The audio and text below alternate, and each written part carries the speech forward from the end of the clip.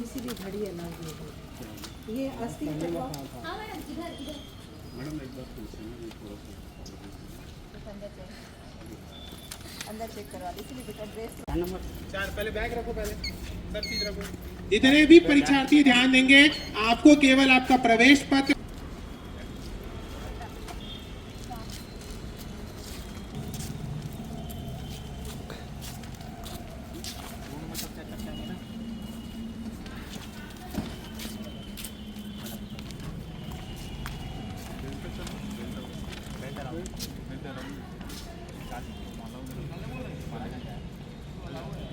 वो पहनना वर्जित है।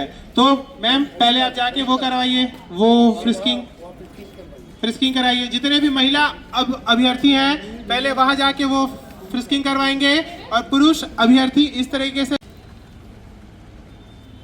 रूम नंबर 6 किधर?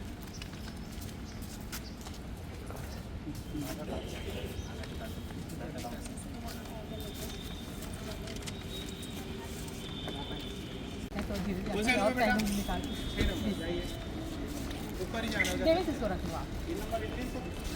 यहाँ पे एक इसको काटो, नंबर से निकल। जितने भी नए परीक्षार्थी आ रहे हैं, महिला अभ्यर्थी बिना फ्रिस्किंग के नहीं जाएंगे। आप पहले अपनी जांच कराइए। मैडम कान का सब उतारिए। नहीं कान में पहने हो, कान में है ना आपके? अच्छा कान में इसको कान में, हाँ। और बाहर रखेंगे ना चाबी। और ये दुपट्टा